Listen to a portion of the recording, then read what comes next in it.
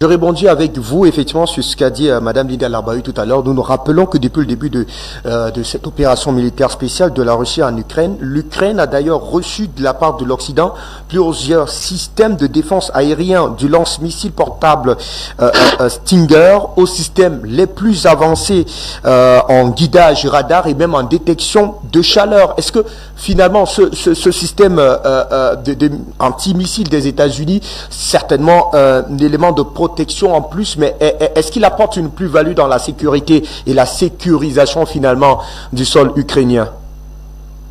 Non, non, en aucun cas. Je sais pas pourquoi on a mis sur l'écran, c'était peut-être Luc Michel, je suis pas sûr.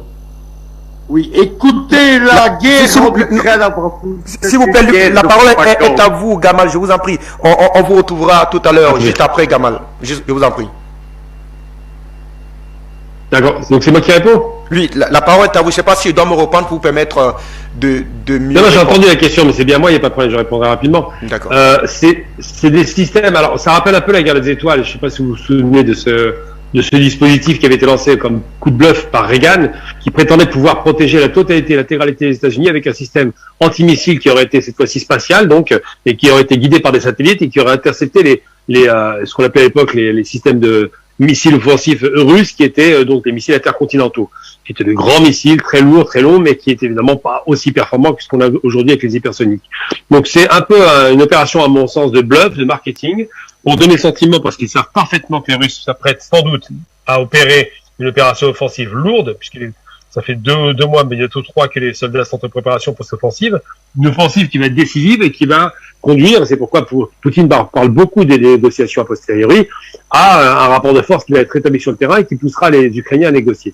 Les Américains donnent le sentiment qu'ils veulent donner de la haute technologie aux Ukrainiens, mais il se trouve que sur le plan balistique, donc les systèmes de tir balistique classiques et autres d'ailleurs, parce que c'est pas seulement du balistique, maintenant il y a du guidage, il y a des systèmes de tir réorientables, tout ça fait que ça invalide complètement le système de défense d'interception de missiles américains. Alors ils disent ça pour donner un point sur un plan psychologique prépondérant et donner les sentiments russes qui vont être en difficulté, mais dans les faits, malheureusement pour les États-Unis, ils n'ont aucun moyen d'interception des missiles hypersoniques, c'est une chose, et surtout ils ont beaucoup de difficultés à déployer ce système en territoire ukrainien dans des zones sécurisées, puisque le ciel appartient aux Russes, on le sait aujourd'hui, depuis des mois d'ailleurs.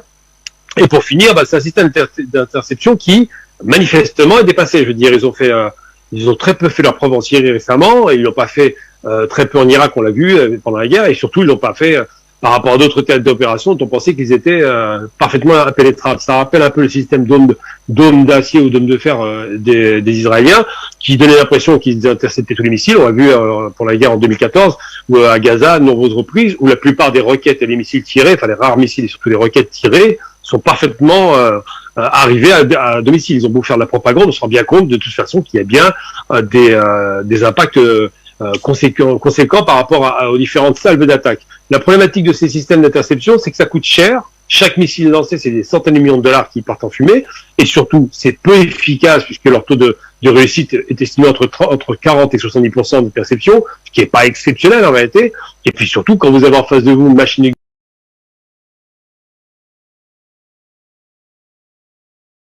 qui peut se souvenir de Staline qui faisait ça à foison, c'est très compliqué d'arrêter ce genre de matraquage.